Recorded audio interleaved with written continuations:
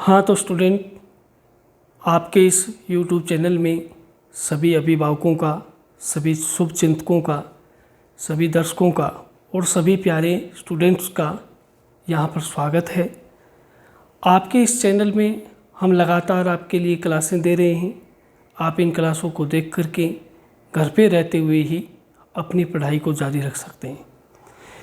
अपने इस क्लास में अपना कार्बनिक रसायन के बारे में बेसिक कॉन्सेप्ट चल रहे हैं। कार्बनिक रसायन, इस कार्बनिक रसायन में हम कुछ बेसिक कॉन्सेप्ट की चर्चा कर रहे हैं, बेसिक केमिस्ट्री की चर्चा कर रहे हैं। पिछली क्लास में हमने पढ़ा था कार्बन परमाणु के प्रकार। जैसे कि हम देख रहे हैं, कार्बन परमाणु 4 प्रकार के होते हैं।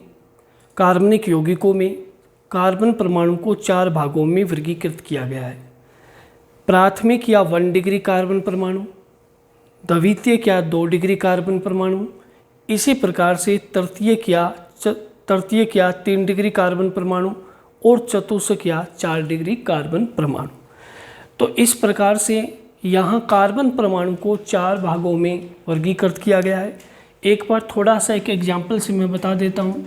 जैसे इस एग्जाम्पल में आप देखिएगा, इस एग्जाम्पल में आप समझ सकते हैं कि ये एक एग्जाम्पल अपना लिया गया है। यहाँ पर इस एग्जाम्पल के माध्यम से इन चारों प्रकार के कार्बन को आप थोड़ा सा ध्यान में रख सकते हैं। जैसे प्राथमिक या 1 डिग्री कार्बन परमाणु क्या होता है? ऐसा कार्बन परमाणु जो किसी एक कार्बन से डायरेक्ट जुड़ा हुआ हो। जैसे ये कार्बन परमाणु 1 डिग्री है, इसी प्रकार ये कार्बन परमाणु 1 डिग्री है, ये कार्बन परमाणु भी 1 डिग्री है, ये भी 1 डिग्री है और ये भी 1 डिग्री है। यानी ऐसा कार्बन जो डायरेक्ट एक अन्य कार्बन से जुड़ा हुआ हो। इसी प्रकार से द्वितीयक या 2 डिग्री कार्बन परमाणु कौन सा होगा? जो 2 अन्य कार्बन परमाणुओं से डायरेक्ट जुड़ा हुआ हो। तो ये हो गया द्वितीयक कार्बन परमाणु। ऐसे ही ये जो कार्बन है, ये 3 अन्य कार्बन परमाणुओं से डायरेक्ट जुड़ रहा है, इसलिए इसको तृतीयक या 3 डिग्री कार्बन परमाणु कहते हैं। ऐसे ही ये जो कार्बन है, ये 4 अन्य कार्बन परमाणुओं से जुड़ रहा है, इसलिए इसे चतुर्थक या 4 डिग्री कार्बन परमाणु कहते हैं। तो देखिए, जिस प्रकार से कार्बन परमाणु के 4 प्रकार हैं, ऐसे ही हाइड्रोजन परमाणु के भी कुछ प्रकार हैं।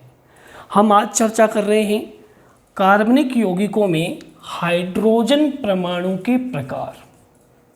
कार्बनिक यौगिकों में हाइड्रोजन परमाणु के प्रकार।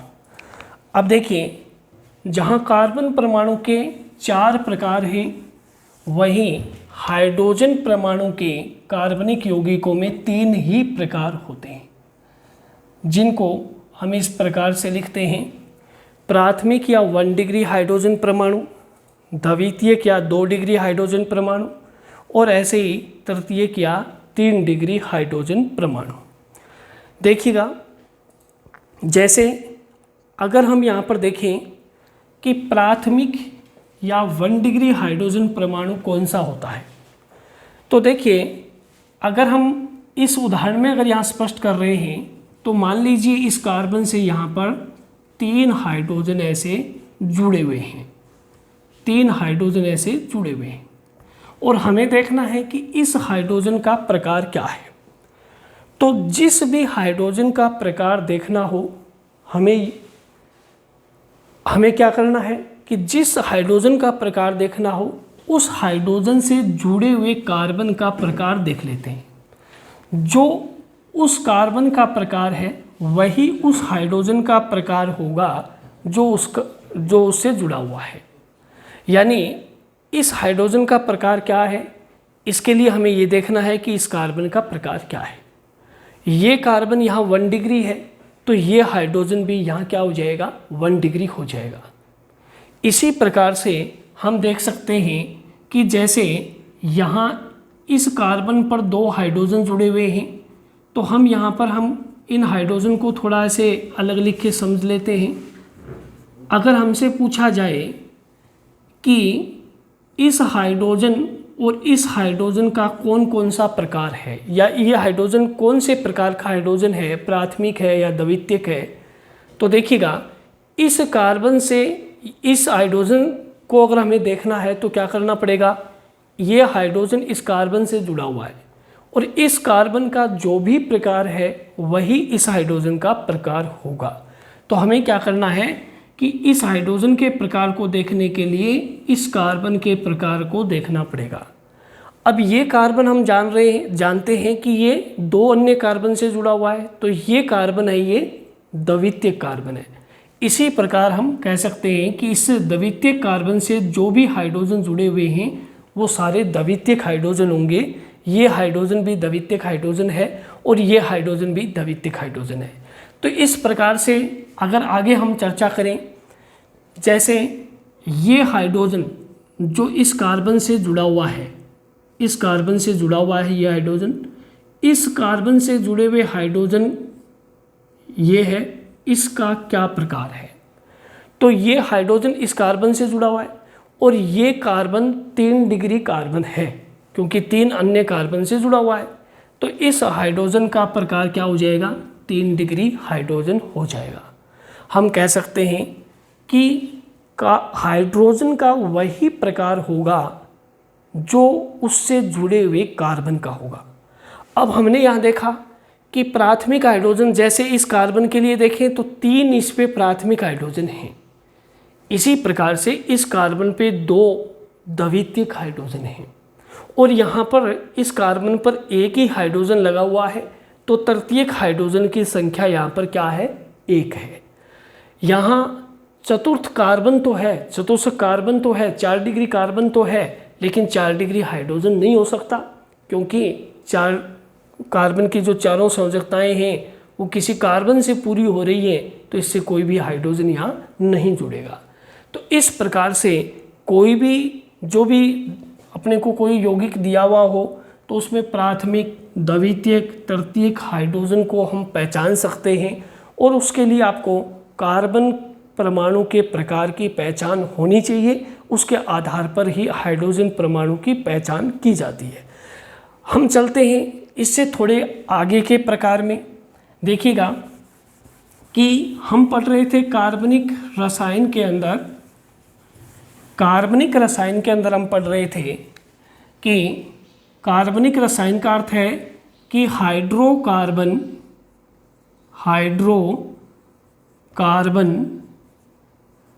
तथा इनके व्युत्पन्न,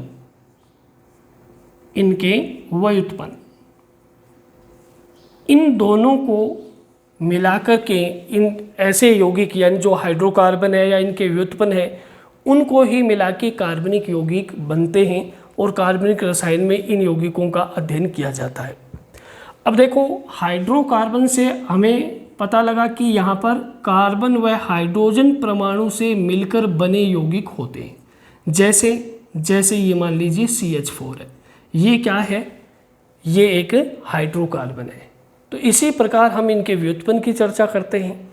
हाइड्रोकार्बन में से, किसी हाइड्रोकार्बन में से एक या अधिक हाइड्रोजन हटा दिया जाए, जैसे इस हाइड्रोकार्बन में से एक हाइड्रोजन हटाया तो इस कार्बन की एक संयोजकता खाली हो गई और इस हाइड्रोजन के हटाने से जो खाली संयोजकता है उस पर हम कोई परमाणु या कोई परमाणु का समूह जोड़ देते हैं, तो इस प्रकार से जो बने यौगिक हैं उनको हम हाइड्रोकार्बन के व्युत्पन्न कहते हैं। जैसे हम इसको दोबारा समझते हैं, किसी हाइड्रोकार्बन से एक या अधिक हाइड्रोजन हटा करके और हम किसी समूह या किसी परमाणु से उस संयोजकता को पूरी कर देते हैं, तो इस प्रकार बने यौगिक हाइड्रोकार्बन के व्युत्पन्न कहलाते हैं।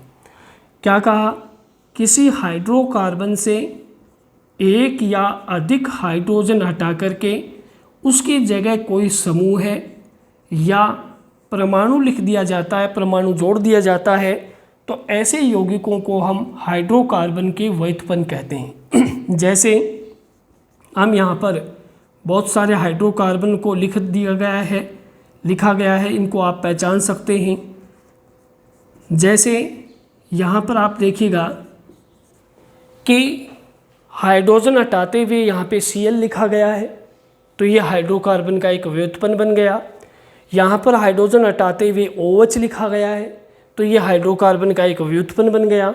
यहाँ से एक H हटाते हुए CHO लिखा गया है, तो ये यहाँ पर एक हाइड्रोकार्बन का व्युत्पन्न बन गया। इसी प्रकार से यहाँ पर एक H हटा करके COOH लिखा है, तो ये यहाँ पर एक हाइड्रोकार्बन का व्युत्पन्न बन गया।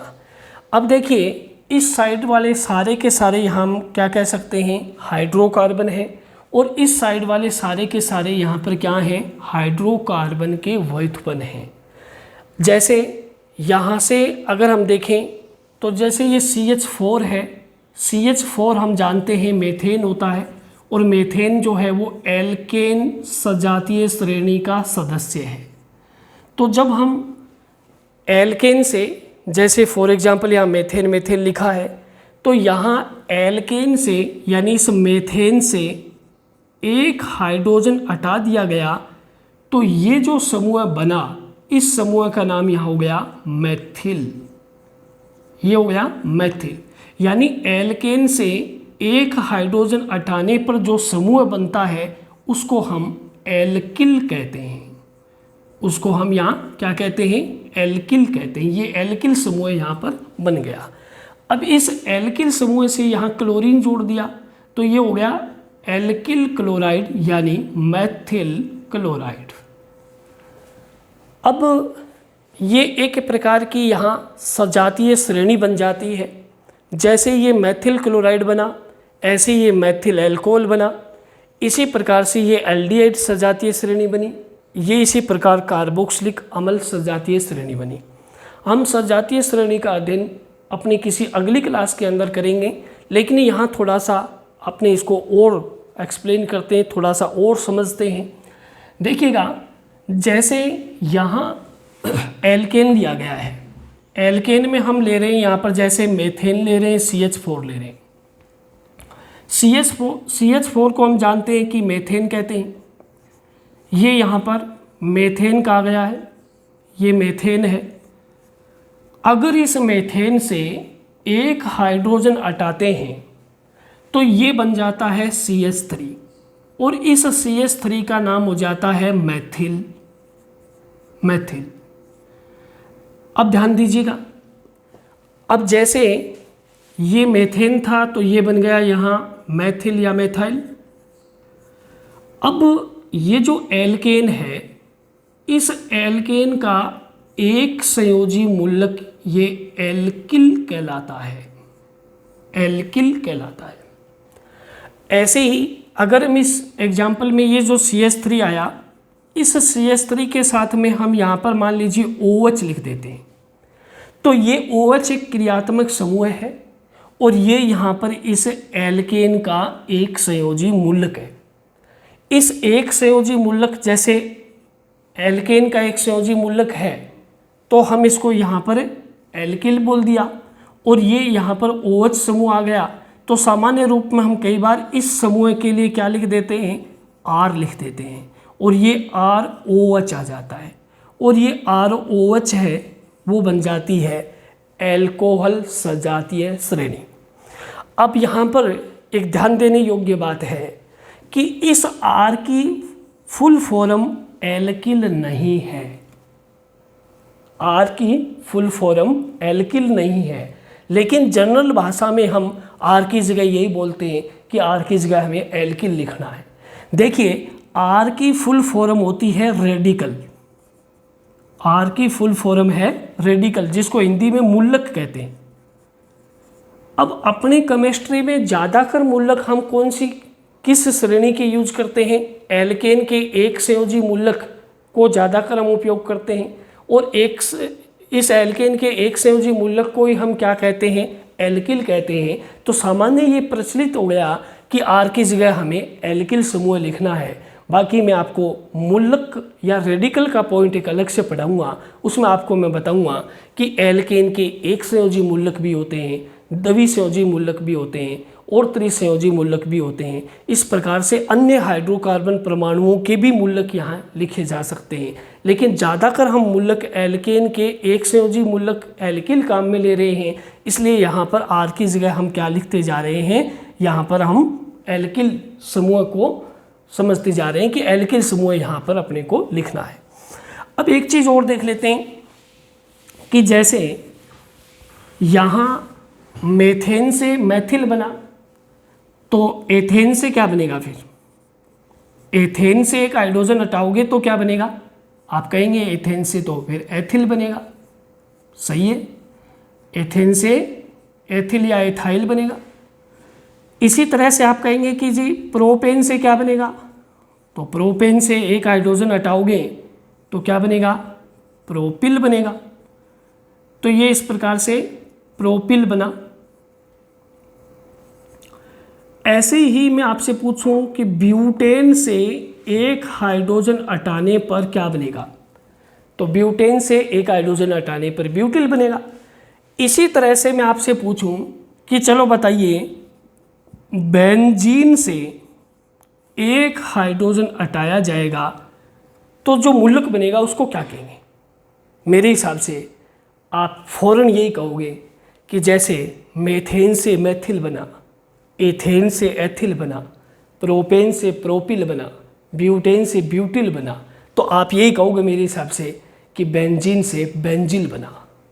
लेकिन देखिए बेंजीन से बेंजिल नहीं बनता। बेंजीन से जो एक संयोजी मूलक बनता है उसको फेनिल कहते हैं। क्या कहते हैं, फेनिल कहते हैं। जैसे अगर हम कहें कि ये बेंजीन है और इस बेंजीन से एक संयोजी मूलक अगर हम बनाएंगे तो ये यहाँ पर फेनिल बनेगा। इस तरीके से इसको हम फेनाइल या फेनिल कहते हैं, क्योंकि बेंजीन का दूसरा नाम फीन भी है, फीन भी कहते हैं इसको बेंजीन को, इसलिए यहाँ पर ये फेनिल से, ये बेंजीन से एक संयोजी मूलक बना, इसका नाम हो जाता है फेनिल। अब बात ये आई कि जब शब्द बेंजिल है तो बेंजिल का अर्थ क्या है, बेंजिल किसको कहेंगे या बेंजिल क्या होता है, तो उसको भी थोड़ा सा हम यहाँ एक्सप्लेन करते हैं कि बेंजिल आखिर किसको कहते हैं। देखिएगा, जैसे ये बेंजीन वलय है, बेंजीन रिंग है, अगर इस पे CH3 जुड़ा होता है तो इसका नाम होता है टोलुईन, इसको टोलुईन कहते हैं। ये टोलुईन है, टोलुईन, चलो इसको देखते हैं, टोलुईन है। अगर इस टोलुईन से जो पार्श्व श्रृंखला जुड़ी है, ये इस पार्श्व श्रृंखला से हम क्या निकाल देते हैं, इस पार्श्व श्रृंखला से एक हाइड्रोजन हटा देते हैं, तो ये जो संरचना बनी, इस संरचना का नाम होता है बेंजिल, इसको कहते हैं बेंजिल। तो हम ध्यान रखेंगे, अगर हमें ये पूछ लिया जाए कि बेंजीन से एक हाइड्रोजन हटाने पर जो मूलक बनेगा, एक संयोजी मूलक बनेगा, उसका नाम क्या होगा, तो हमें बताना है फेनिल। और अगर हमें ये पूछा जाए कि टोलुईन से एक हाइड्रोजन हटाने पर, पार्श्व श्रृंखला से एक हाइड्रोजन हटाने पर जो एक संयोजी मूलक बनेगा उसका नाम क्या होगा, तो उसका नाम होगा बेंजिल। आप सोच सकते हैं अगर यहाँ पर आपने OH लिख दिया तो ये नाम हो जाता है बेंजिल एल्कोहल। अगर यहाँ पर मान लीजिए आपने Cl लिख दिया तो ये नाम हो जाता है बेंजिल क्लोराइड। इसी प्रकार से हम और जो इस तरह की आगे क्लासें हम लगाएंगे उसमें आपको बताएंगे कि मूलक क्या होता है, मूलक के बारे में एक अलग से अपनी क्लास रहेगी। इसमें थोड़ा सा एक और चीज़ मैं आपको बताना चाह रहा हूँ, वो आप ज़रूर समझिएगा। जैसे अभी आपने देखा कि ये मान लीजिए यहाँ पर एक हाइड्रोकार्बन है, CH4 जैसे अपने लिखा, ये हाइड्रोकार्बन है, और अगर इससे एक हाइड्रोजन हटाया तो ये एक संयोजी मूलक बन गया। अगर हमने यहाँ पे क्लोरीन लिखा तो ये हो गया, जैसे ये मेथेन था, मेथेन, और ये हो गया मैथिल, और ये क्लोरीन लिखा तो ये क्लोराइड, मैथिल क्लोराइड। यानी ये हाइड्रोकार्बन था और हाइड्रोकार्बन से हमने एक हाइड्रोजन हटा करके एक संयोजी मूलक बना लिया और उसके साथ में कोई भी परमाणु या समूह लिखा तो ये इसका एक हाइड्रोकार्बन का व्युत्पन्न बन गया। अब ज़रा सोचिए कि जैसे ये मान लीजिए हम यहाँ पर कह रहे हैं कि ये मान लो ब्यूटेन है, इस ब्यूटेन से आपको बनाना है प्राथमिक एल्कोहल बनाना है, मान लो प्राथमिक एल्कोहल बनाना है यानी प्राथमिक ब्यूटिल एल्कोहल बनाना है। तो हमें क्या करना पड़ेगा कि जो प्राथमिक हाइड्रोजन है उसको रिप्लेस करना पड़ेगा। प्राथमिक हाइड्रोजन इस कार्बन पर है और इस कार्बन पर है, यहाँ 3 हाइड्रोजन है और 3 में से हम एक हाइड्रोजन को हटा देते हैं। तो अब ये जो संरचना आपको दिखाई दे रही है ये संरचना प्राथमिक ब्यूटिल या 1 डिग्री ब्यूटिल की संरचना है। अगर आप यहाँ पर OH लिख देंगे तो ये हो जाएगा प्राथमिक ब्यूटिल क्लोराइड यानी 1 डिग्री ब्यूटिल क्लोराइड हो जाएगा, यानी प्राथमिक एल्कोहल हो जाएगा। इसी प्रकार से अगर आप द्वितीयक ब्यूटिल एल्कोहल बनाना चाहते हैं तो सबसे पहले द्वितीयक ब्यूटिल बनाइए, यानी 2 डिग्री हाइड्रोजन को रिप्लेस कीजिए, 2 डिग्री हाइड्रोजन को हटाइए एक बार। जैसे यहाँ से हम देख रहे हैं कि ये इस कार्बन के जो हाइड्रोजन है वो 2 डिग्री हाइड्रोजन है, तो 2 हाइड्रोजन में से एक हाइड्रोजन को हटा दिया तो ये जो संरचना बनी ये है द्वितीयक ब्यूटिल की। और यहाँ पर हमने OH लिख दिया तो ये बन गया द्वितीयक ब्यूटिल एल्कोहल, यानी ये बन गया 2 डिग्री एल्कोहल।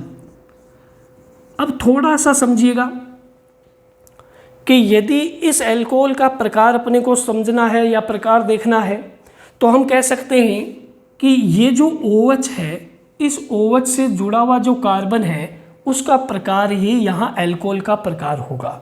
यानी ये OH इस कार्बन से जुड़ा हुआ है और इस कार्बन का प्रकार है 2 डिग्री, यानी OH जिस कार्बन से जुड़ा उसको हम अल्फा कार्बन कहा, अल्फा कार्बन का यहाँ प्रकार हो गया 2 डिग्री, तो ये एल्कोहल हो गया 2 डिग्री एल्कोहल।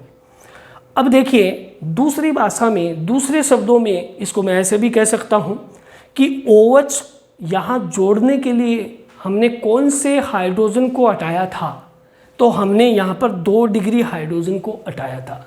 तो 2 डिग्री हाइड्रोजन को हटाया गया है इसलिए ये क्या बन गया, यहाँ द्वितीयक ब्यूटिल बन गया।